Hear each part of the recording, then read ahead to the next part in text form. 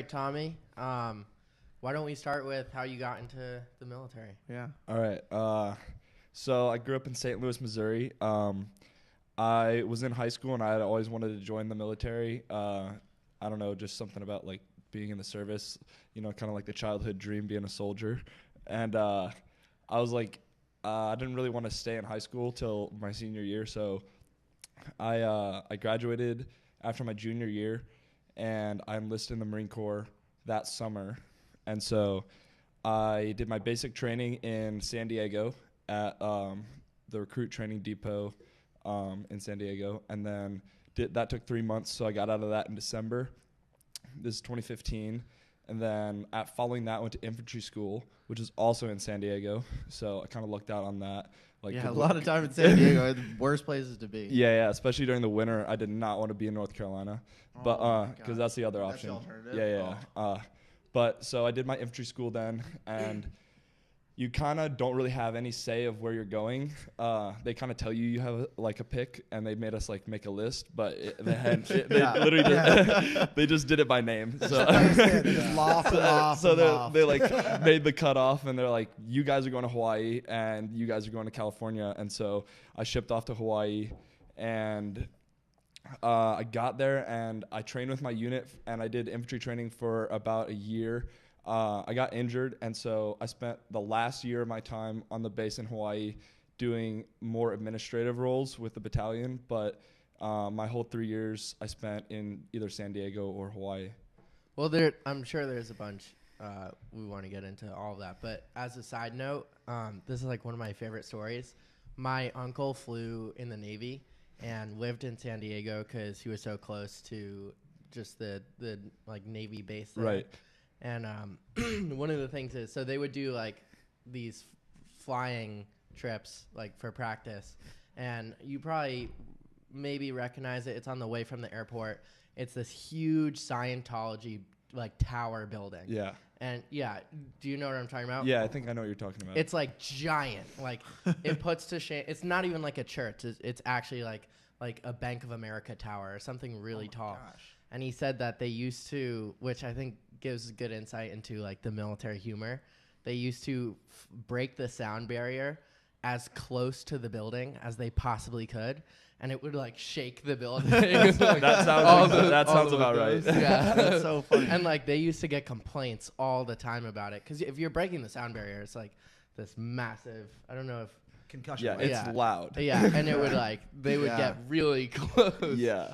Well, so something just kind of broader is that both of you guys were formerly in the military and then ended up going to college, which is something we really want to talk about. But first, I think, Sam, can you tell your story? Or My military story? Yeah. My military story was What's the mic? also not your traditional military story. I was a bad soldier, man. I was always in trouble.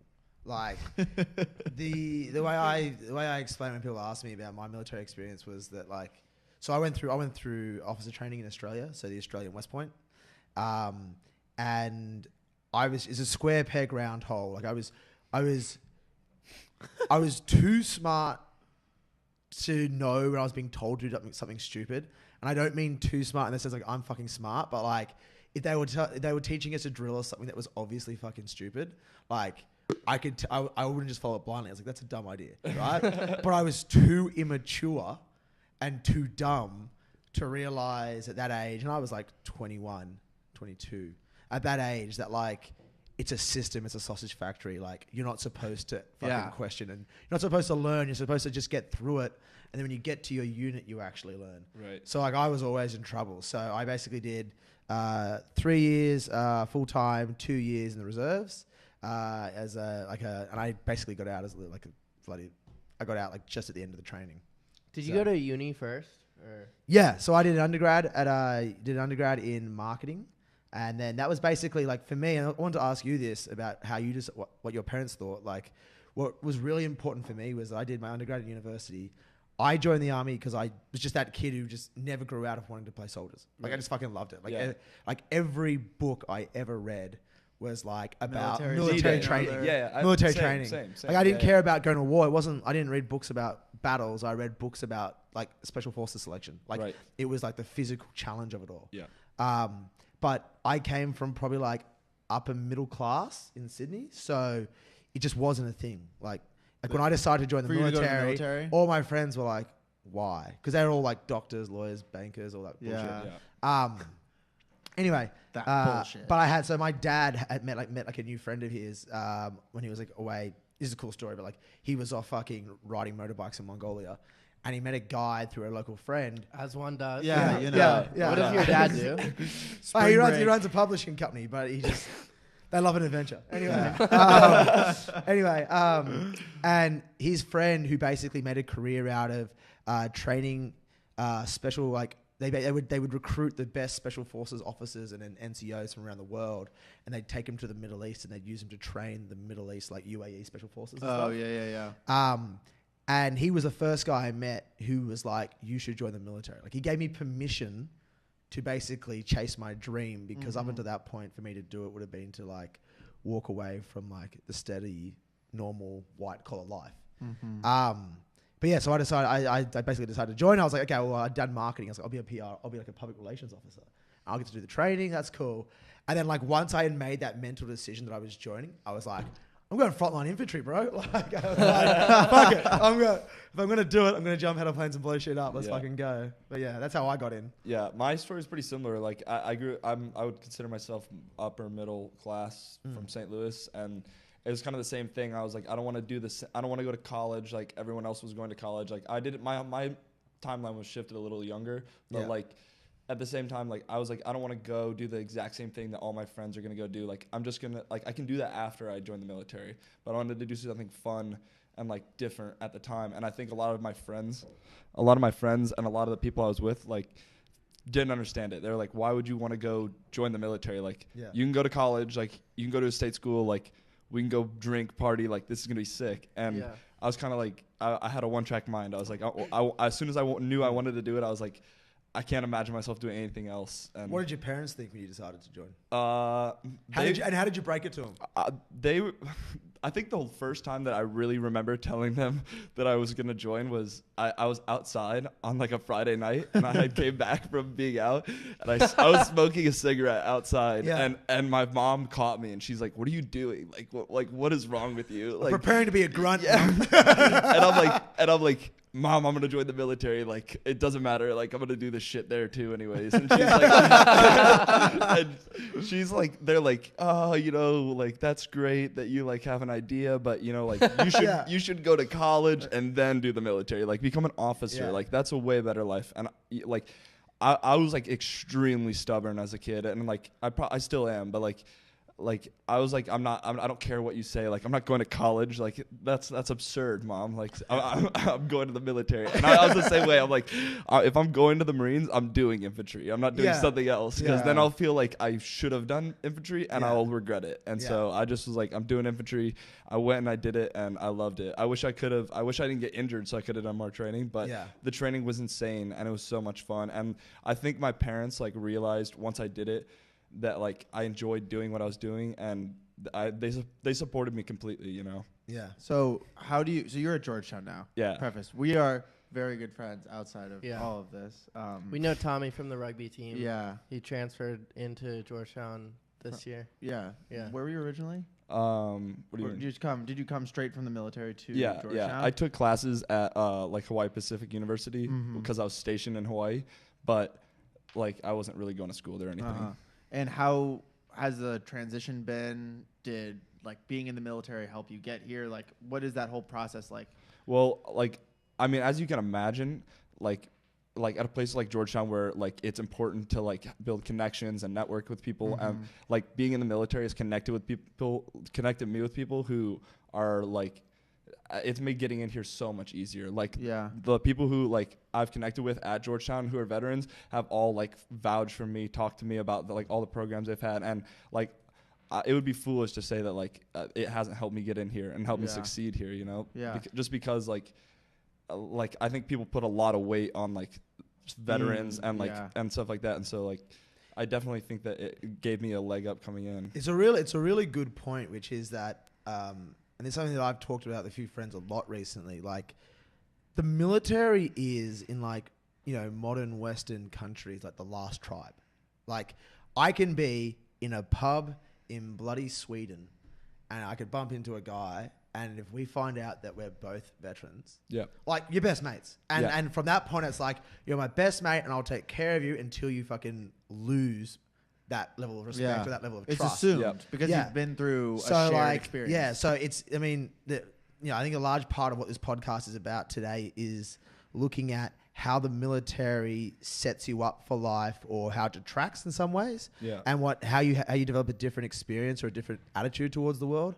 But like, if you putting in service, like, sets you up for life in the sense that no matter where you go in the world, there'll be other veterans, and the veteran network all knows each other, and a lot of them serve in Afghanistan together, like, on a NATO capability or whatever, on the coalition. And no matter where you go, like, there'll be people who will help you out. Yeah. Everyone knows each other. It's one of the best professional networks you could ever get into. Definitely. Yeah. And like, I think that like in the military, you can probably like relate to this. Like, there's a lot of competitiveness between branches, like different units, things like that. When you're in the military, that like you think will carry over, but when you're out, like everyone I've met from any branch, any service, like even people from in militaries from other countries, you have that connection with them. Yeah. Like you did at least some of the same stuff, and Yeah. like you've gone through those same like struggles and like gone through the suck together. Well, Yeah. so growing up, my best family friends, they lived 2 doors down from us.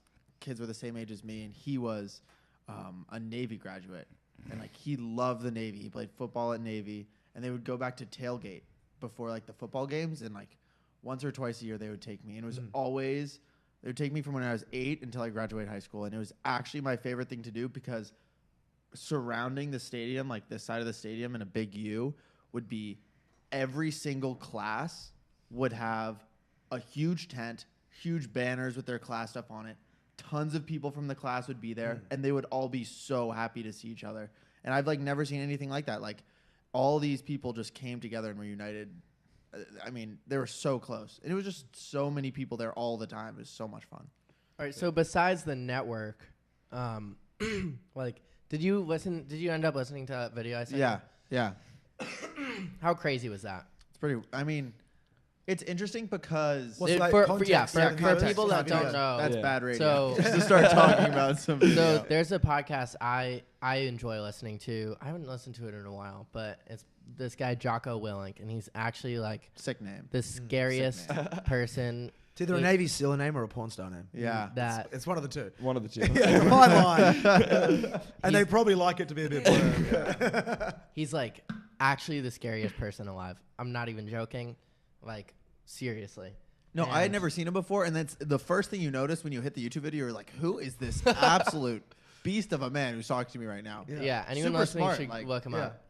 He led every Navy SEAL in Iraq in 2006, and he was based out of Ramadi, and which was at one point. So it's like Route 1 or Yeah. something. There's this highway in Iraq, and at one point it was the most dangerous place in the entire world. Like, it was rated that. I guess they do ratings, and like it won Holy that moly. year. And the base outside of Ramadi, which is this city that was completely controlled by ISIS, was being attacked 30 to 40 times a day.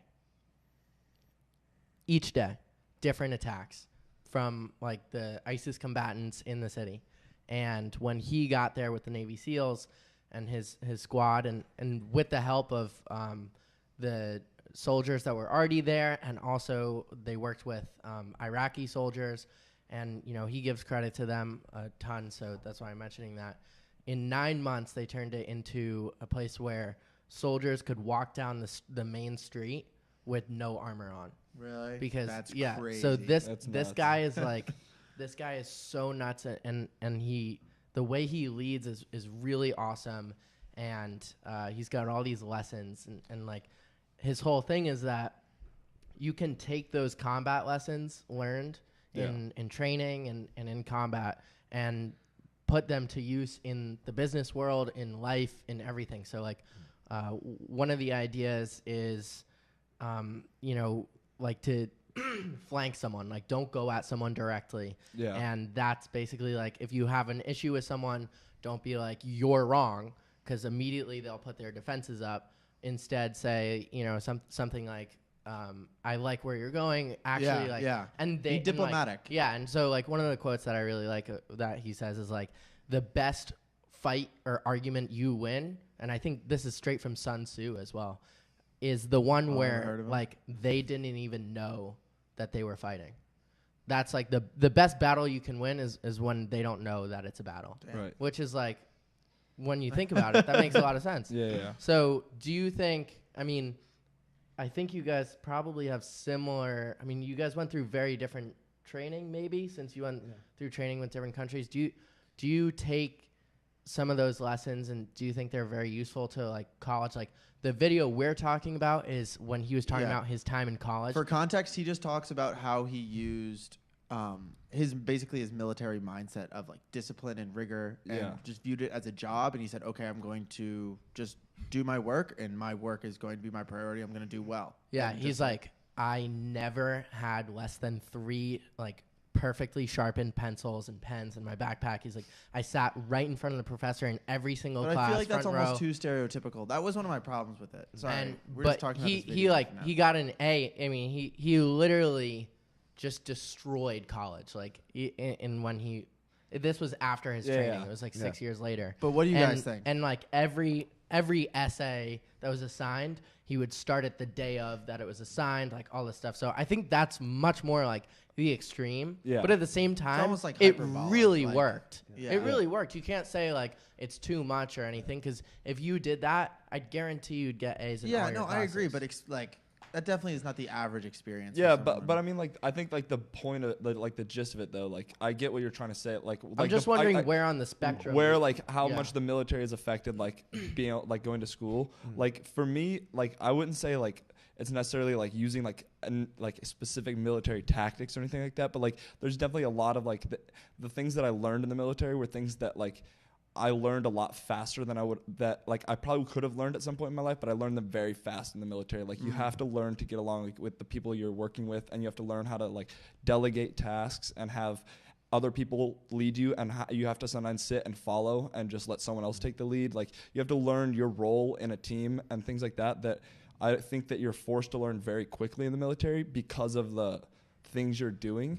And like you see it break down a lot in the military. Like there's a lot of like times that it fails, and like even those to me are times that I learned, because it's like you see when like leadership fails, and you see when leadership is doing the wrong thing, and like being someone who's like I think I'm pretty analytical, and like being in that environment, I was able to watch and see like that's something I wouldn't do if I was like in charge of a project. And like when I'm working on a project now with people who a school project, I'm thinking the same way I'm thinking when I'm working with the team in the military, or if I'm having to be a follower, like letting someone who knows more than I do, tell me what to do. Like you have to learn how to like take your role in something. And that's similar to. Do you agree? Just a quick tangent, but that's similar. Like people say the same thing about sports. Like a lot of varsity athletes I know are like, no, a lot of what I've learned that I've applied to like my life after college, I learned through having to negotiate with a team on the field, and like when you have to take a back seat, when you have to be the star. Like To sum it up, and then something I've like thought about quite a lot, the most important things you learn in the military have nothing to do with the combat of arms. Yeah. Like it's not like, so at a young age, the thing about the military is that they have a bunch of people who they can legally control, right? Yeah.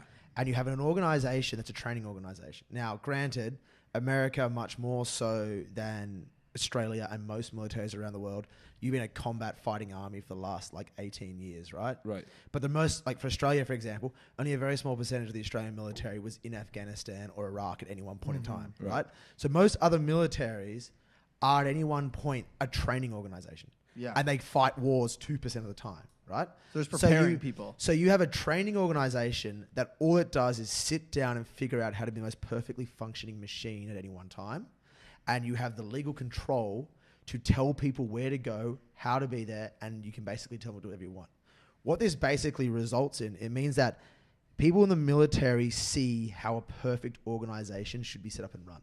Yeah. And it creates that awareness. What that means is that when you get out into the real world, and nothing in the real world's like it, you now have a yardstick to compare it to, and so it's obvious how it should be better. Where a civilian who hasn't seen that, it might not be obvious how it should be better because they haven't seen anything better. Like where the kinks are and Yeah, things exactly. Like that. Yeah. So what that means is, like, I'll give you the perfect example. Like, okay, I can now understand the relationships between a hierarchy. Right. And I understand that if you're, say you're a private, if I don't tell I just fucked up. If I don't tell my corporal this, he's going to get yelled at by the sergeant. And he's going to get even more mad if I don't tell him straight away. Because the sooner I tell him, the sooner he can try and fix it before the sergeant finds out. Right. What does that mean? What that means is bad news doesn't get better with time. Right. So at a very young age, people in the military understand and learn how important it is to basically report things on time because you're actually doing your boss a service because you're giving them more time to unfuck the situation before they get shut on by their boss. Right. I completely agree with that. Yeah. Yeah. And I feel like you also, you learn that it's better to deal with the repercussion of that you're going to have from that action when you have it contained with just whoever your corporal, because you might get yelled at by them, but they're going to fix the problem. It's not going to get bigger and bigger and bigger, and you're not going to have to deal with 15 people coming down on you. And you learn that, like, you have to be prompt with things, you have to have tact, and you got to be quick with reporting things, and you have to be accountable. Yeah. I mean, but don't you guys, like, and I mean this in the nicest way possible, but I feel like do you think at any time you like glorify your experience looking back? Because I mean, I'm sure there are tons of times when it was happening when you really. What do you mean glorify? Do we or does society? No, you. Do you personally, like, looking back now, think, oh, this was the best time of my life. This is the best thing I did. And during the time, there are probably moments when you really didn't like it. I think a lot of people do, which is a huge reason why a lot of veterans are depressed. Because the reality is, during it, most of the time, you're like, this is the shittest thing on the planet. Miserable. You're miserable. Miserable. But I mean, like, like everyone's miserable.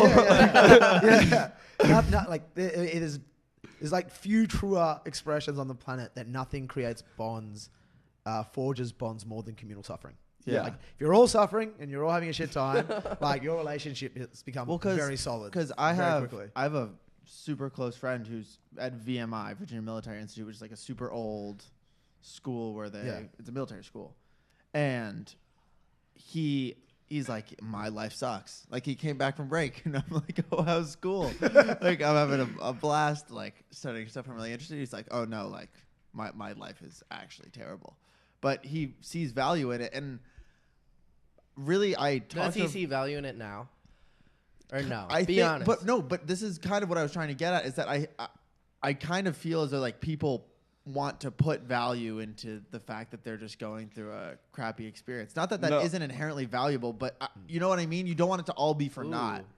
No, but I think that part of it is that I think that during it, I didn't think that, like, during it, I thought that there was 0 point to what I was doing. Like, there was times where, like, I was very much like, why? Like, well, I mean, that's part of the purpose of some of the things they do. Like, sometimes, like, you get told, like, you're going to go scrape paint off of, like, this seal, for, like, 3 days. Like, that's what you're going to do for the next 3 days. And you're like, really, this is what I'm going to do? Like, but part of it is, like, building that mindset of, like, you have to do things that sometimes you don't know why you're doing them, and sometimes you don't know, like, what the purpose is, but there is a reason somewhere for it to be done, and it's your responsibility for a reason. Someone's not just arbitrarily making it up, and sometimes you just have to not blindly follow, but, like, you have a role, and, like, you have to fulfill that role, and like, sometimes it's hard to understand why you have that role, but, like, you got to do it. Everything you do in the military, they make you do, and they create a moral or a lesson out of it, right? So take, how you see soldiers marching? Like, the reason they teach you drill is to basically instill in soldiers a natural reaction to take an action based on a command without thinking.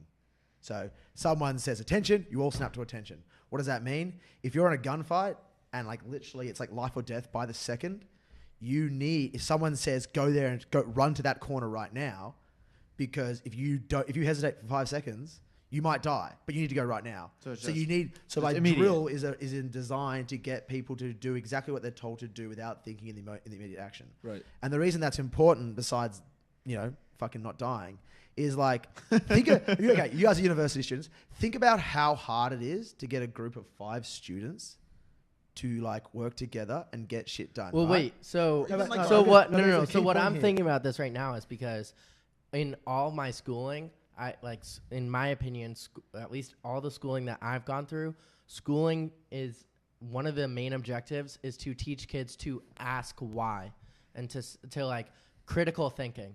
Like, why am I doing this? What's the reason behind this? I disagree. You don't think so?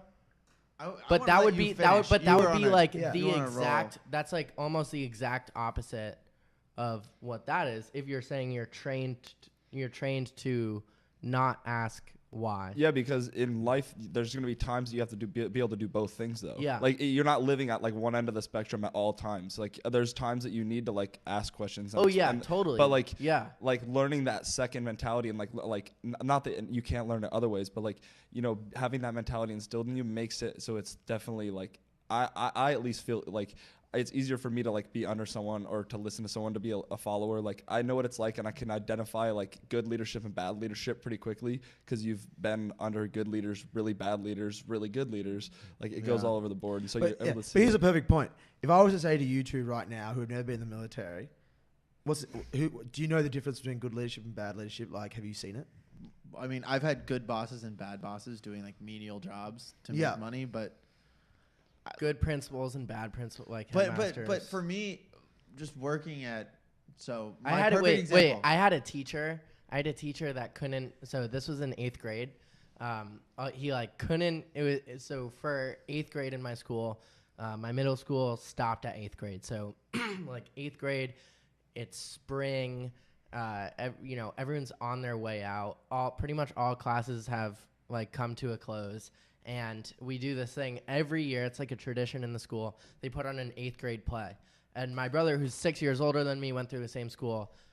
So I would have been in like 3rd or 4th grade when he was doing his. It was like hilarious. And then as the years got on, obviously it got like more and more boring and like strict. And the administration like made it worse and worse. Mm-hmm. So by the time we were going through it, like it was just the worst. They had a teacher who actually, my dad's an OBGYN. He delivers babies. He like one of his patients was this teacher's wife. Oh man. Yeah, kind of weird. No pressure. But so like I don't know. So this teacher couldn't get the kids to do what they wanted. And his reaction, he let it like boil up so much that right after like just before a really bad session was ending, he hit the fire alarm, and he blamed it on the kids. I swear to God, I actually swear to God. Wait, who did this? The teacher. Oh, okay. And I know he did this because so those last 2 weeks of our school. Confession, Steer actually. Yeah, exactly. Those last 2 weeks of our school were hell for the students. Like the headmaster, who everyone loves, like knows every family, was like, it was his last year. He was like, I've never seen a grade do this. Like, you guys, when you do a fake fire alarm, you call the fire trucks away. Yeah. They could have saved someone else that like may have been in danger. Like, it's a huge deal. And we were just in so much trouble. And then I found out over the summer, they found out that it was him. And they fired him. Well, so that's like the worst leadership you could possibly imagine. But that's an experience. But can you distill it down to the point that you can actually identify like key traits of good leadership? So bad leadership ego is a big part of it. In my opinion, like one of the biggest parts of a bad leader is ego. So for me, I had in 2 successive years in high school, I worked at restaurants. Yeah. And the restaurants were actually a 5-minute drive from each other. The first one was a barbecue restaurant. The second one was like an Irish pub.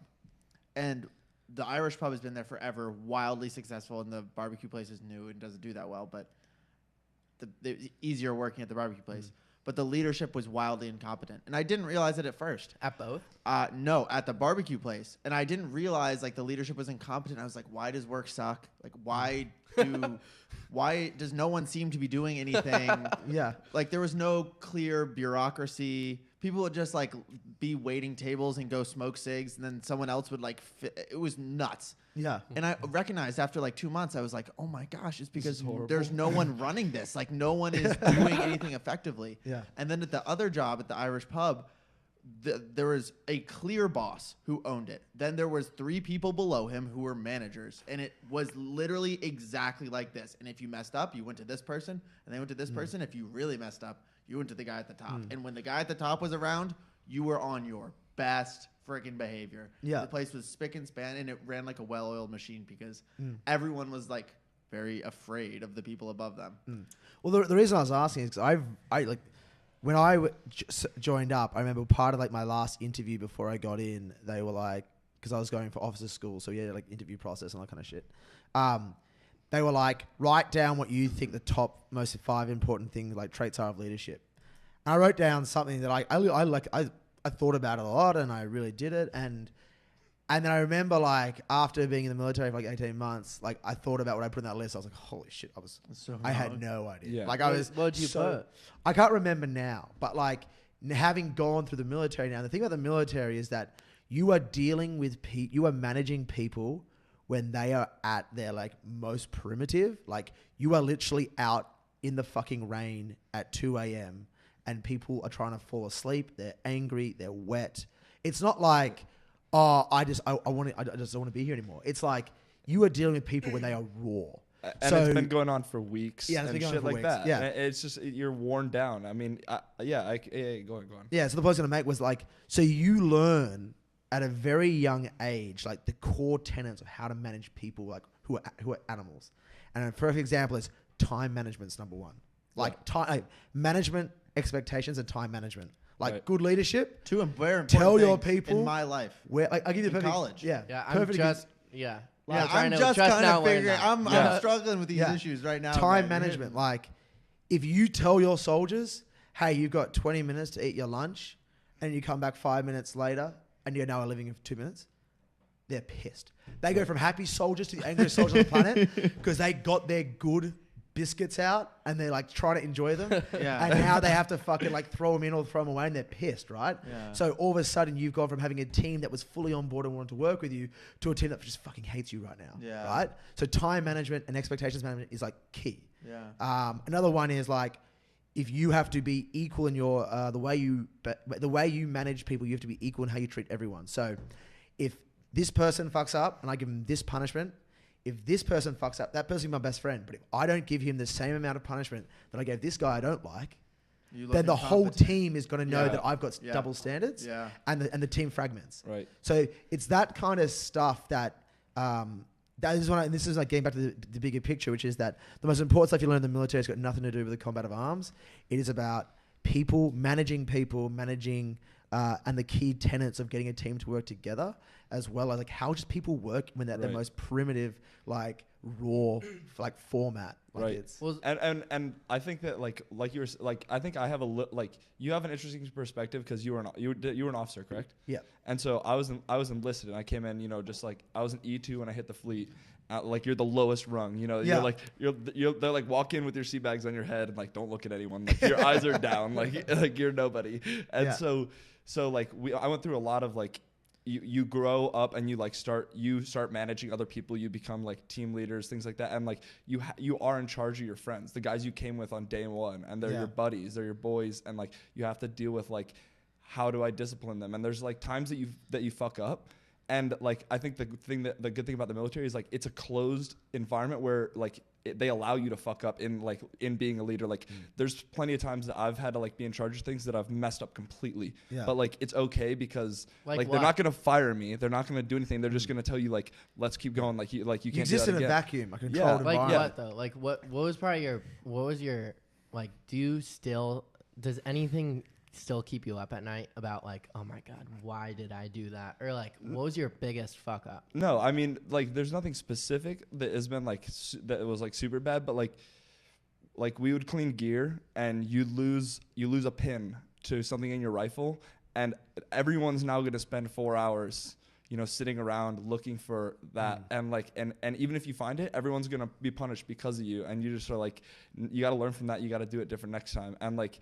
If you're in charge of a guy, I didn't get that high in rank, so I wasn't in charge of that many people. But you see, like if you're a leader of someone who messes up, like if someone loses like a scope to a gun, it doesn't matter if you lost it. If that's your Marine, you're gonna pay for it, like, and you're gonna pay hard. And so it's like you see like taking accountability for the people below you and like truly taking accountability for their actions, like willing to accept that I'm going to take the repercussions of whatever this person messes up because they're my person. I'm in charge of them. One of the coolest things like to that of like leadership does matter is because I don't know, sometimes it's hard to like sort of quantify how much leadership can change like a team's outcome.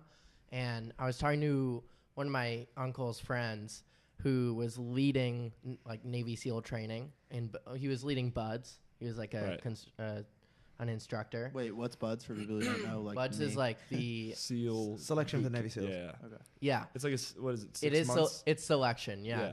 A basic underwater demolition. Demolition survival or something like that. Yeah, survival training. And yeah, exactly. Well it's the done. selection. So 5 points, both of you. everyone who wants It's like the stuff you see in the movies, Yeah. like where they're Yeah. like holding arms in the water, holding and, a like, huge log, Yeah. all this Yeah. stuff. Like anyone that's your first step. If you want to go to be a Navy SEAL, you go to this and they whittle it down, and then there's Hell Week at the end. And I think it's something like 3 months or something. Hell Week is 3 months? No. Hell Week is like five. Hell Week is 5 days. Hell Week's a week. And Shock horror. Hell Week is 30 days long. Yeah. I was like, hold on a second. They really did them dirty with that. well, name. Hell Week, like, so Hell Week is the last 5 days, or the last week, and you last this whole time, like 3 months, and apparently they go into Hell Week with, I don't know how many, maybe like 40 people, or I don't know the numbers, but I know that after Hell Week, it's cut in half. So think of how hard that would be. But because you last. That's so crazy. Yeah, imagine lasting. That needs to be said. That's just 2 so months nuts. and Like, yeah, lasting 2 months and 3 weeks, and Hell Week is so bad you're like, not worth it. I don't care. But so one of the things he was telling me was, they do these tests, like you have to, you're a team of 5 and you're carrying this inflatable boat with a raft with some rows, and you go out into the ocean in like the winter, so it's really cold, and you have to go out, flip it over, do some things, and then come back, and it's a race. They race all the other boats, and like if you come in last all the time, it's really bad. And so this like the team that was coming in last obviously had really low morale, like they kept getting punished. It was terrible. And the leader was just the leader of each raft has a leader, and the leader of this team that was coming in last was like, you could tell for whatever reason, you could tell he felt it was just his team. Like he got a terrible team. So they took the leader of the top raft, and they switched him with the leader of the bottom raft. So they kept the team. They kept all the workers, and they just switched the leaders. And the bottom one finished first, and then the other one finished second. So like that blew my mind, because that's like you have a team that's constantly failing, and all you do is switch the leader, and it completely changes. And so like I think leadership is like really important, but I just want to challenge this, like, because I've heard so many stories of really bad leaders in the military, and I just want to gauge like I think it would be wrong to say if you join the military you're gonna understand exactly how to lead and how to be a good leader, because I've heard of terrible leaders being in those leadership positions that like led squads poorly or led their teams poorly, or even I've read tons of books on like the Vietnam War. There's been like terrible leadership in all levels of the military, and it's like if you guys you went to officer school, you were just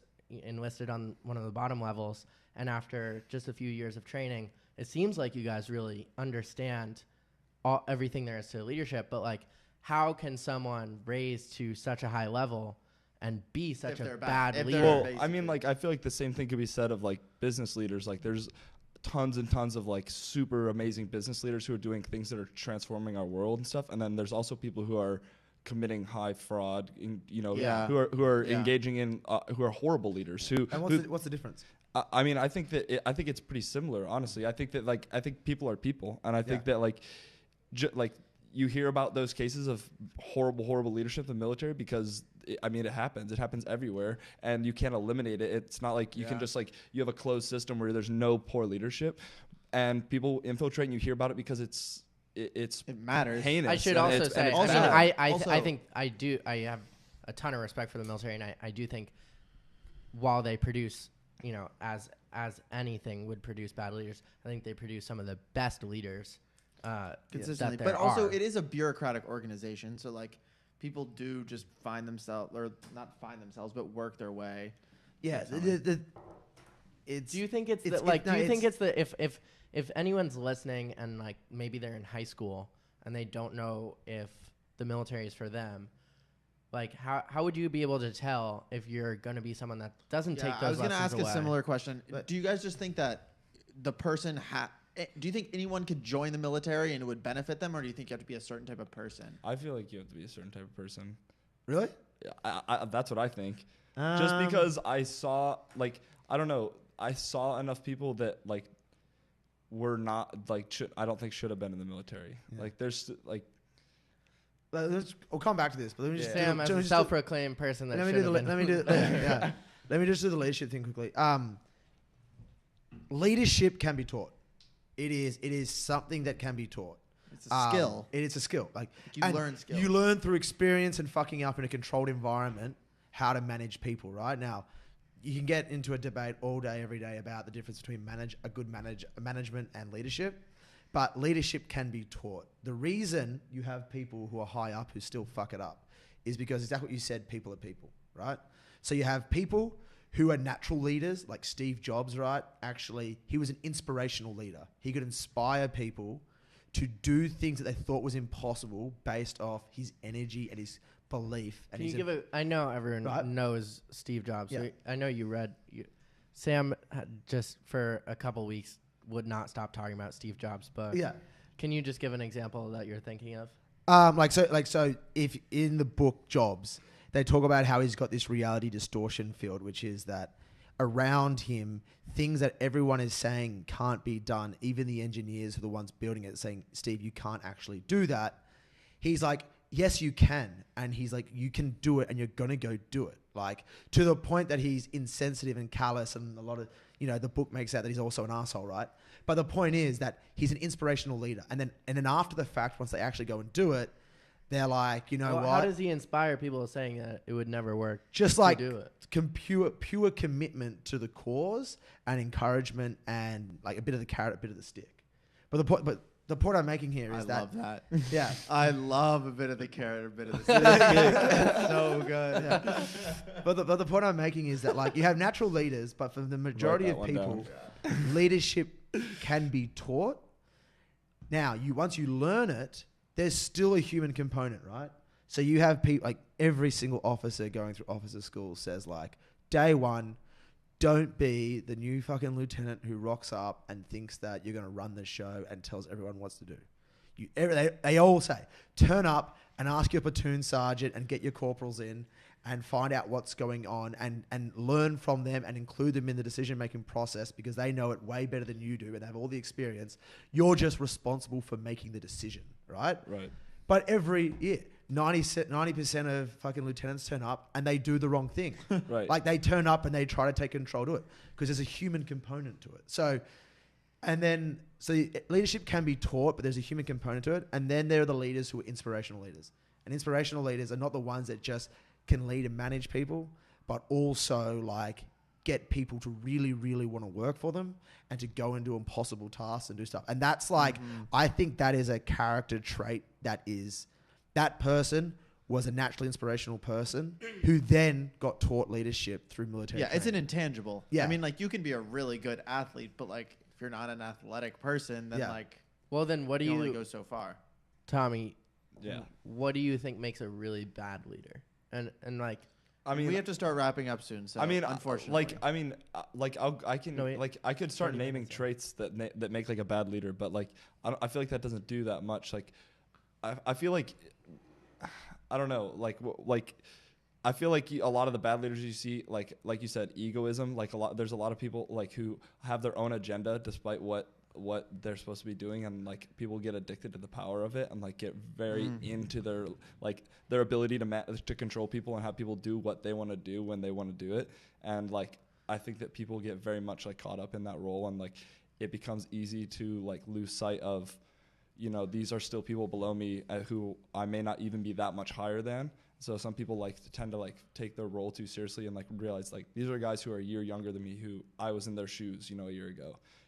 But then they get in that position and they're like, oh, yeah. And I mean, you can see that in all walks of life. Like you can see that like in sports when kids become captains and get excited about it. You can see it in all walks of life. But I mean, that would be like that's probably like the most common example of things that you see. And like I think some of that is also like immaturity. I think some people do that, and then as you continue to grow, you and human nature. But like I feel like some people like grow out of that. Like I feel like I saw a lot of that, and like I feel like it's easy, like even myself being put in a leadership position, to be like, to feel like, okay, I can control this whole thing. But you have to realize like you don't know, you're just in charge of what's going on. Like you said, you're just the one making the decision. It doesn't mean you know everything. It doesn't mean you're like you're in charge of everything. It just means you're the one making the decision. Okay, so did you ever have any experiences? Because like you said, you did 2 different training sessions, I guess, in San Diego. Yeah, did boot camp and infantry school there, and then one in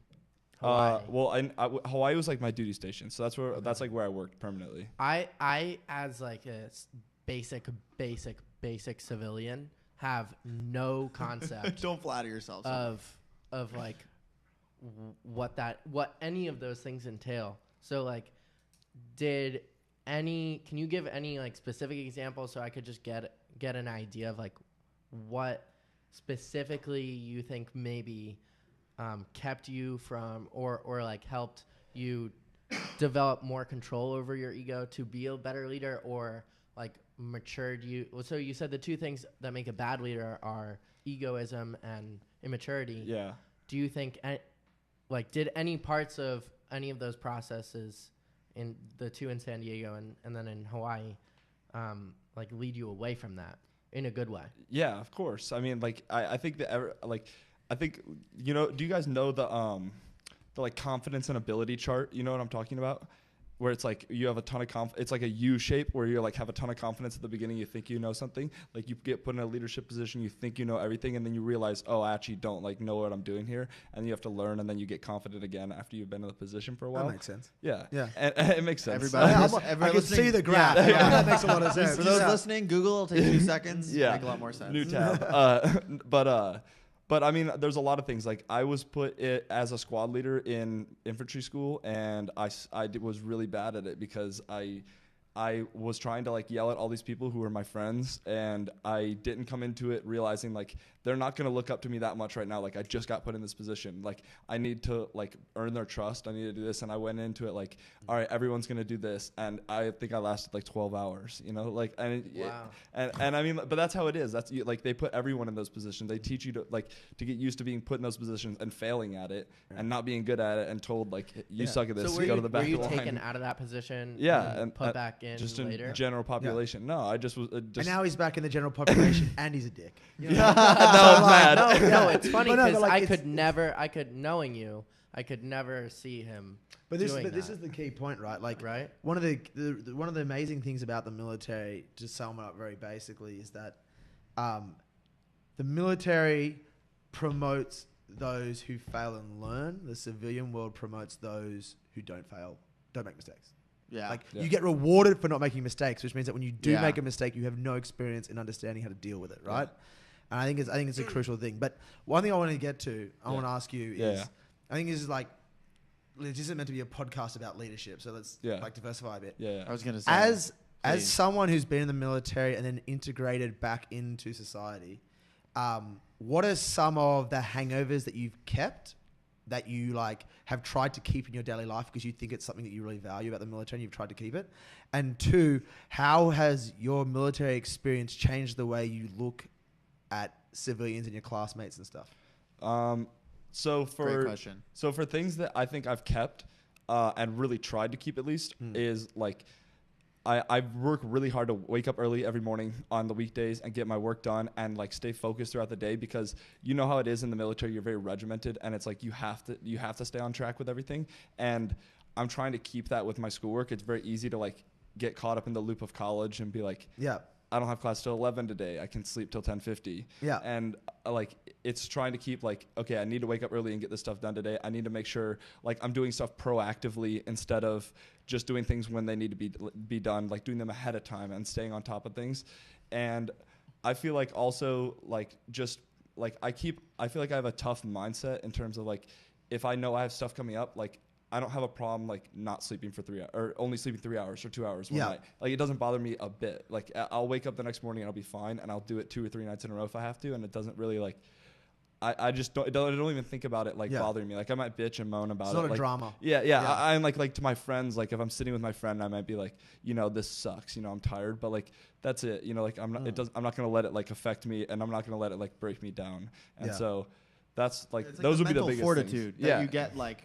Yeah. See, I don't have It- that. it I can't- I genuinely do not have that. Like, if I sleep 2 hours, 2 nights in a row, I will actually be like a zombie. Of a See, but human like being. I like this probably is a personal thing too, but I feel like this is partly because of the military. Like, if I catch myself being like, oh, this is so difficult, like I don't want to do this, I'm like, you're being like soft right now. Yeah. Like, I just like Absolutely. kind of look at myself and I'm like I'll do it sometimes too, and I'll be like, you like I'm being really soft. Like I just gotta like suck this up. There's an aspect of the fact that when you're in the military, you do the most physically demanding stuff you'll probably ever do in your life, right? Yeah. So when you get out and you start taking the easy options, like you get ashamed of yourself. You're like, fuck, I used to be so much tougher than this. You're like, Oh my god, I'm such a bitch. If I'm skipping like, rugby because it's cold, and I'm like, Yeah. I don't like, you could definitely be out there. Like, everyone else is out there. So Suck it up. The military experience, especially at a young age, it creates a standard that you hold yourself to for the rest of your life, not because anyone's forcing you to, but because you just out of personal pride. You're like, I'm not going to be softer now than I was like 2 years ago. Yeah, Like, exactly. I got to I keep find this up. So interesting, and I was really hoping we would get to this point in the podcast. So, like, is there a time span of like 2 weeks or a week where you just spent the entire time like outside that you think back to when? When something every time it like rains and I'm inside and cozy, I'm like, oh, this is fantastic. Yeah. like if you're outfield and it rains, like you're not dry You're just until getting the sun sad, comes out and dries you. Yeah. Like And even then. there's no like so is going that- inside and getting changed. Like you it a don't put the specific- umbrella up. Yeah. Is it a specific task? Like, do you call back to one specific, like the worst thing? I you remember ever had to mine. do? What is it? I'm so excited for that. Like for me, like there's actually two experiences of just like being saturated wet and just like it just sucked. One was like it was nighttime, and when you're going through training, you don't get the Gucci kit, right? I was like, you don't get the good equipment. Yeah. Right? You get I the inferred as you get the issued standard crap. Because and the whole attitude is like if you're on operations overseas and your kit gets blown up, you're going to get the issued standard kit. You're not going to get the extra stuff you bought yourself. So you need to learn to survive with the issued stuff because you need to be able to cope with it. So we didn't have waterproof bivy bags, right? We didn't have that. So if you like, it was raining and everyone's trying to like fucking sleep in their sleeping bags, and like you're getting into a sleeping bag that's like soaking wet. It's already wet, yeah. And there's like, and I very clearly remember just lying there and I was like, this is just this sucks. Right? I'm sorry like, for laughing. In a If that puddle, was me, I'd like, literally be in crying. a puddle. Yeah. Being wet is the worst. Yeah. Like being wet for a long period of time is horrible. And then the other one was we did so when you go through officer training, I'm not sure if they do it in America, but they do it in Australia. You go through like a mini special forces selection to basically push you to your absolute physical limits. And the reason they do it is so that exactly. so what they do is the one they do for the Australian military is that you do a whole day of like PT of exercise till you get to the point that you're just so exhausted and tired that all you want to do is go to bed, right? And they call it pre-fatigue. And then once you've done that, they're like, okay, now the exercise starts because you're worn out and tired. The idea is it's like if you were in Afghanistan and you've come to the end of a mission and then there's a target of opportunity has popped up, like you're already completely taxed and now you've got to go do another 3-day mission. So you need to start this training exercise in the state that you'd usually finish a mission, right? And then they basically say, okay, go. And they don't tell you how long it lasts. They give you half a day's worth of rations, and you don't know how long you need to make it last. And then for like some people it's 5.5 days, some people it's 8 days, whatever it is. You just carry, about. Look at my face. That is crazy. You carry about 60 pounds worth of gear, and then you pick up other heavy objects, or like for example, like pushing a car in neutral, and you just do that. So and then you don't sleep at all. So we didn't sleep until our 3rd night. So you're all that tired, and you do that for 3 days. People hallucinate, and the whole time you're in like a leadership position where you've got to like get people do it go. I would actually be the grumpiest man in the entire world. I But cannot this is the point, express how right? grumpy This I is would the be. point. The whole point is that there's 2 things. One, they're trying to find character flaws in people. They're trying to find out who's like, when you get to that limit, who's got bad character and is unfit to lead people in combat. That's the first point. But the main point is that you get to such a physical limit that you need to be able to recognize when you are no longer in a sound state of mind and you need to relinquish your leadership position. All right. So that's why they do No, it. but that last point is crazy. That's really. I mean, crazy. I don't. Yeah, not like that. Not. But you're just like I've been in. I mean, much yeah, worse yeah, yeah. places. Like like I like things like coming to my unit and not being like like we've done infantry school and stuff, but we're not like fully like baptized by our unit. Basically, we just got there and getting thrown into a 25-mile hike, and everyone who you're hiking with knows that they've been there for 3 years and they can drop out. And so their gear's going to you, and you're walking with a bunch of guys' gear who dropped out 4 miles in, and you're at the end of it just fucking bloodied, and your shoes are ripped apart, and you're just like, this sucks. What do you mean they know they can drop out? Because they're gonna get yelled at, but they've been there for a while, and they're salty or whatever, and they can. There's guys who they've basically, if I'm getting out in 3 months, I'm not gonna do this 25-mile hike that's gonna hurt me. I think going Wow. back to the toughness point is like even I. What's your top? So I wanted to compare it. What do you think is your? Well, so there was a the period toughest in thing high you've been school. in? So like either my junior or my senior year winter, I had to wrestle for rugby because like I played rugby all through high school, and they're like, you're too small to play, so you have to get really good at like body contact and do wrestling. And so me and my brother did it for a season, and school was 45 minutes away from my house, an hour home. So we'd get up at 6, leave by 6:30 when it was dark out. Drive in the dark to school, get to school, at school all day. Then we'd have wrestling after school for like 3.5, 4 hours. And then it would be dark when we'd go outside again. And then we'd get in the car and we'd drive an hour home. And then I'd do homework and then I'd go to bed. It was like the least I've ever slept in my life. It's like some of the most work I've ever had. I would wake up in the dark and I would go home in the dark. And that point in my life is like, that's what I think back to. I'm like college is the bee's breeze. Yeah. Like, compared to that, and I think it is obviously pales in comparison. I could have just stopped doing those things if I had wanted to, and No, but you look back to things that like to things and you go, okay, I can. If I was able to get through that, I could definitely get through this. Exactly. And it's like it was a distinct period of time that had like a start date and an end date, and I'm like, at the end, I could be like, I did this. Like I completed something. I was in really good shape for that season. I had a good season, and it definitely was good for me. But there were times when like me and my brother would literally pull over on the side of the road halfway home and sleep for an hour.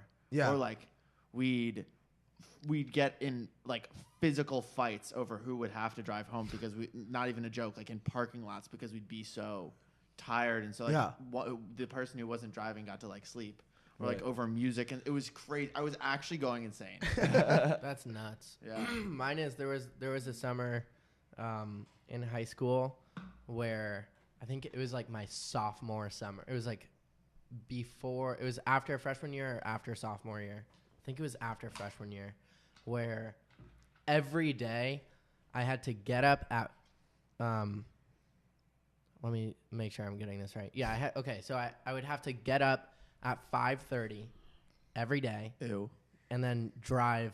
We'd leave the house at 6, drive an hour and a half to this place where I would train for tennis. And then that's when my day started. And it would go on and off. So every day had a total of 2.5 hours of training, an hour and a half of like working out in it would be different. So like agility or lifting, and then another 2 hours of match play at the end of the day. But the working out would be either like right in the morning, which was terrible, or after the 2.5 hours of drills, like which is also terrible. Yeah. And then the match play would be like after you've done all of this, now you have to put basically everything you've like the whole reason why you've been doing this and working hard in the morning is to Be good at beat tennis. people. Yeah. And then you have to put that to the test. And if you're not beating people, then it's like it was just like it was much more of a mental struggle, I think. Although there were many times like I would do this. I think I did this after junior year too, or I know I did do this after junior year too because there was one summer where I drove myself both ways, and that helped a lot. But I would have to pull over because I would just start full body cramping, which is like the worst feeling in the world. But I don't think it's anything compared to that because and it was much more of a mental, like tennis going a lot of like, it's hard to explain it's such a different sport. Like it's one-on-one. And this is the best way I've ever thought of explaining it. So like, if you think about it, so if you win 55% of the points, you're going to beat me 6-2, 6-1 in a match, which isn't even close, right? Yeah. And that's 55%. So I can win 45% of the points and get my fucking ass whooped. And that is so demoralizing. It's so crazy. And it is. The margins are so small. And it is small. only you and this other person. And it is just like a battle of everything, like physicality, wits, what you think they're going to do. Like if you show negative emotion, it's like proven that they will try harder and you will do worse. So you can't show that you're mad at all, which is even more frustrating. And sometimes like every now and then you just get it all out and like it's gone and like you do better, but that's very rare. Like you shouldn't do that. But it's just that was way more of a mental thing for me, I think.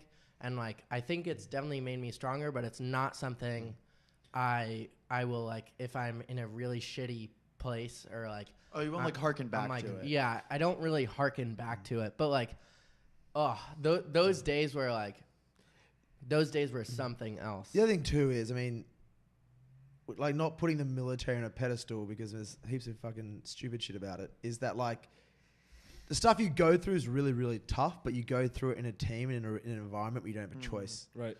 It's much harder to go and put yourself in a situation that might be physically less demanding, but it's only you and only you are accountable. Because and you only can you's going to make you do it. Because you can stop when you want. Which is why, like, if you get to like the top special forces teams, when they go through selection, it's all individual.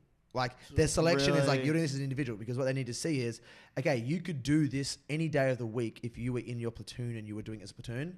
But when you aren't in a platoon and you're by yourself, do you still have the same structure, like, you know, integrity and bloody like intestinal fortitude, so the biggest military expression to like get through it because it's much tougher when you're individual. Well, the biggest appeal to the military for me was like that team aspect. Yeah. I doubt I'll ever join the military. It really wasn't a consideration for me coming out of high school, but I've always played team sports. I love team sports, and I think that the like not camaraderie, because I feel like camaraderie kind of has like a super positive connotation, but just kind of the unity of it. Yeah. As you talked about many times. So just quickly, so I asked you earlier about how being in the military changes your perception of students you study with and stuff and the world. I want to hear you answer that question because I've got some thoughts on it, and I want to hear your thoughts. And then I have a thing I think will be good to wrap up. And if you have anything else to say, you can go for it. I just think I think that wait, I want to hear your opinion of this first. Before you go. Okay. Let's do you go first. I feel like I don't feel like I have any preconceived notion about students at my school or anything like that, but I do feel like there's like a lot more. Like I feel like the way that I look at things is more objective than maybe this other people that I'm going with. I think people get caught up in like, I think when people go direct from high school to college, they like, it's hard to have the same perspective as someone who's gone and worked in the real world and like gone into something where I feel like the consequences of things you do in the military are more real. And when you come here, like I feel not like I'm playing a game, but like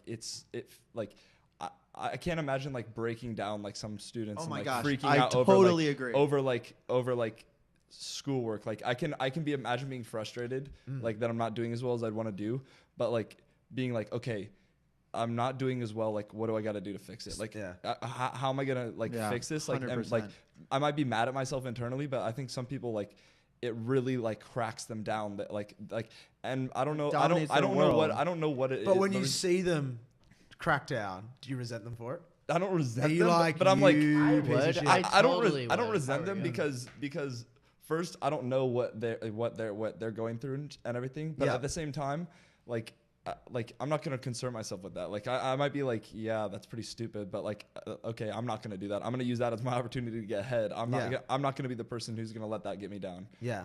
Okay. Like similar. See. For me, I have a feeling you're right. Oh yeah, here we go. I want to hear this. Here we go. And the longer you're out, the more diluted your feelings about this kind of stuff gets. Yeah. Like I'm at the point now where like, if I'm military, I barely am. Yeah. But when you're in the military, you see and you experience a lot, and it's talked about a lot when people do shit things. Like you can see character flaws are seen and talked about very visually, like and publicly, like in the open. Yeah, for example, like if there's like 10 things that need to be picked up, there's always that guy who always picks the lightest one. Yeah. Right? Like the person who picks the lightest piece of equipment on purpose and doesn't choose to pick the heavy one up, right? Yeah. So you develop a very strong. And that would be pointed out. Yeah. Oh yeah. And they set up tests where they do it on purpose to see who's the piece of shit who always goes to the light one. Right? But the point is, like, you develop a very strong awareness of character flaws in people. Because when you see character flaws in people, you can spot when someone's putting themselves before the team.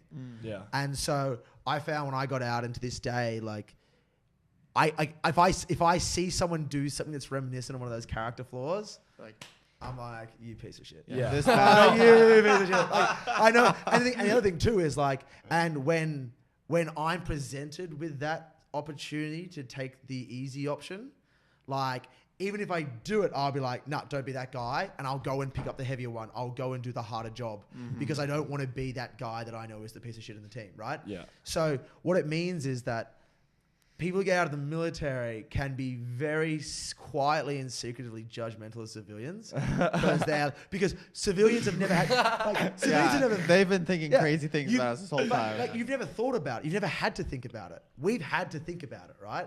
Right. And so, like, for you, it's not you being a piece of shit. It's just you taking the path of least resistance, which is the obvious thing that any normal person would do. But I think military people will be like, yeah, that's I don't know. weak. I have that. I low key have that too. Like I have this weird thing where I'm like conscious of the easier choice, and like this is a very micro example because I do it in a lot of like I try and make everything an active decision. So like last night I was like kind of hungry and I just wanted one cookie, and I was like, it was like right before I was going to bed. I was like, you need one cookie right now. Like you're going to die if you don't have one cookie. Or like if I'm in the grocery store and I'm holding a bunch of like something really heavy, like a basket or like all my groceries, I will hold it for however long. Like, because I'll just be like, no, like I'm not.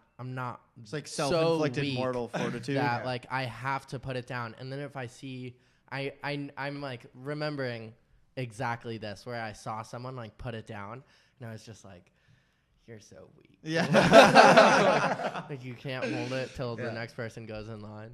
You're so strong. But we like no, not like that. But like, I don't know. I know. Do you think that's a personal thing, or do you think the military definitely developed but that's more of like a self-competitive thing. No, I also think, but I have to push back on this. Everyone thinks that. Everyone thinks that they're the person in the right. Like you don't do something and be like, ho, like time to be the weak guy. Like this is about to be fun. No, you're just like, screw you I'll guys. Like shame myself. No, but like if you bad. get if there's a group project and you get the easier part of the group project, I'm like, hell yeah. I just got the easiest part of this group project. Like we are killing it. Like this is about to be a breeze. I'm not like, oh, I'm such a piece of shit for taking the easiest part of this group project. And I think everyone. But this is my point, right? But everyone's You've a self-exceptionalist. You've never had, like, you've never been in an environment where you're like, you have to consider, have I got the easy part? And if I have, am I a bad person for taking it? Yeah. So you're No, I'll feel like, you're not. So like, what I'm saying is like, I don't see it as a character flaw in someone like you taking the easy part because like, you're not seeing it that way. Yeah. But what I'm saying is that I, having been in that environment, I would secretly judge you, even though I know better. Like, even though I know it's not your fault. Yeah. But because I can see, like, because I've had those other experiences, I've got that context background, like, that's something I See, see. I don't think about that as much. I Okay. feel like I'm more like, I don't know. I feel like if anything, I'm more like, I don't give a fuck what anyone else is doing. If like, I'm gonna do the best I can do. Yeah. And like, I'm not gonna be like, if I worry about like what like this dude's an asshole, like I feel like everyone's an asshole. Like I look around, I'm like, these sometimes I'm working with 10 kids who sometimes I'm like, none of you people really get this right now, but like I'm just like, I'm not gonna worry about that too much. Like I don't feel like I'm super judgmental about it. I think I'm aware and I think I'm pretty like analytical about it. Yeah. But like I don't think that I'm like I don't think I'm really Judgmental about it. Maybe Okay. that's just you. Maybe it's just I'm me. kidding. I'm kidding. Maybe it is just me. All right, here's the wrap up. I've been dying to ask this. So, I thought it was really interesting that we started the conversation with you saying you didn't want to go to college at all, and if you hadn't gotten hurt, what was your injury? It was I broke my jaw. Yeah. Yeah. How did you break I it? fell and hit it on the counter. Oh, smooth. Yeah. Strong move. So if We're you had badass. it, that sounds yeah. Was it like locked shut? Yeah, for 6 weeks. Oh, God. That's yeah. Yeah. I wouldn't be able to. Okay, do that. let's rapidly get away from this. So, if you hadn't done that and you never went to college and you stayed in the Marines, Yeah. Now that you've experienced college, or at least, I mean, let's be honest, just a semester and a half, but I'm sure you have an idea of like what values do you think you would have missed out on that maybe the military, like that college covers but the military doesn't? And then if you had not gone to the Marines and you just went to college, what do you know that like you don't think college covers that the Marines definitely covers? Well, I feel like we've covered like what the Marines covered that college hadn't covered. Yeah. Like, I feel like the stuff we've been talking about the whole time has been like stuff the military has like maybe not covered completely that college doesn't cover, but maybe has emphasized more. And So like leadership. yeah, things Yeah. like that we've been talking about. But I think things that like maybe that I missed out on that I would have got at school that I wouldn't have gotten at in the military is things that we talked about earlier, like how you talked about like a desire to understand and to explore and to ask questions is like, I feel like like this is like such a corny metaphor, but like our teacher talked about like one of my professors at the beginning of the year talked about like there's times in your life that you're like a one of those things that you stoke fires with. Like Yeah. sometimes you got to be open and like learn like new things, like open up wide, and then sometimes you got to be focused on one thing. And like in the military, I was very much like focused on the military stuff, but here there's a huge emphasis on, you know, explore different aspects of your personality, explore things that you want to learn over the course of your life, Yeah. explore careers that are interesting to you, explore ways Try that different things, explore yeah. not just like giving back, but like how can you give back and which ways do you want to give back, things like that, if that makes sense. My favorite thing about college to that point is like if you have some interest, like any tiny interest of like I think psychology sounds kind of cool. Like Yeah. college is Go. the place Yeah. to be like take a class because you have so many electives Which is you like, can take. yeah, 100%. And so yeah, And I there's a think lot that's of like probably where- there's like a lot of organizations and stuff that are able to facilitate you learning new stuff and like getting out of your comfort zone. And I Like definitely what? like coming to Georgetown, I didn't even know the field of finance really. Like I didn't even like if you would have told me like what a banker was, I would have told you like a dude who like a teller. Like that's Yeah. what I would have Yeah. thought of. And like I didn't have any like part of it was just the environment I grew up in, but you know, like I didn't have an understanding of like the professional world. And like obviously Georgetown is a very professional school, and so they've done a good job like opening that field up to me. But like also the students at Georgetown have connected me to things that I wouldn't have understood before. Like I'm definitely learning a better understanding of like politics, of like how to I don't know, like more of like obviously on an educational level, but like there's also like just working with people who like in the military, a lot of people I feel like have a similar mind track or similar like mindset. Like I feel like there's obviously like a lot of differences between people, but a lot of people are very similar in the military. They have a common objective, and here you disagree with people a lot more often. I 100% agree. Like I disagree with a lot of things that like agree. my friend, like even best friends sitting in a room with me, like Same. Jack, like like one of my best friends sitting in the room with me, like I may completely disagree with what he's saying, but like we are having that conversation that I didn't feel like. And I think it's about individuality. What do you think about that? Because you also have the fortune of having gone through both military training and undergrad, right? And graduate school. And graduate school. Although you went to undergrad first. Yeah. But you went to grad school after, so you went to schooling. I'm actually like speechless for the first time in my life. I think as you were talking, I was like, they're gonna ask me like, what should I say here? Why are you speechless? Like, what was it? Oh my God! Whoa! If you besides that, yeah, was it like something he said? No. I just like I'm trying to think about. I said. Yeah. What did I? Was it like something specific? How about you ask the question again? What exactly are you trying to ask? What could you learn, or what if I went to school and I didn't go to I didn't go to the military? What are things that I would have learned here that I couldn't have learned in the military? Right? Yeah. Isn't that what you're asking? Imagine you're a high schooler and you're trying to think like, okay, like do I do military or do I do college? Like you have to understand what you're gonna get from both and what you're gonna miss out from both. You both are like. Well, but I think he's the perfect. He's also the perfect example. Yeah. He's done both. I know, but so has he. I've got 2 master's degrees. He's done it that all. I did both as like I've done it all. Yeah. Yeah. You've done more than I've done. Yeah. I'm just kind of like I don't know. Like, what did I learn about college? I mean. Okay, so for instance, like it's easier for him. He's in college. He's in college. He's in the thick of it. Like it's not that. I just can't think of. Way out. He's got to answer. No, but it's. Also, I mean, like they're just two totally. My different, brain is working. I remember the experience very, very well. But like, besides the obvious of the fact that you're actually focusing on learning different things in detail, but as far as the experience goes, like, what did I learn at university and college? Is it like experience? let's when just rephrase I it. think, No. Well, hold on. On a very surface way, I think like, at least going into college, I thought it would be like, this is the one time in life where you're living with all kids your age, and you have to learn like. I think it's like the best way to develop social skills. No, and the like, way to rephrase it, how? you're right. But the way to rephrase the question so we can get him to answer it is, if you had only done the military and not gone to college, other than the formal education part of it, what would you be missing?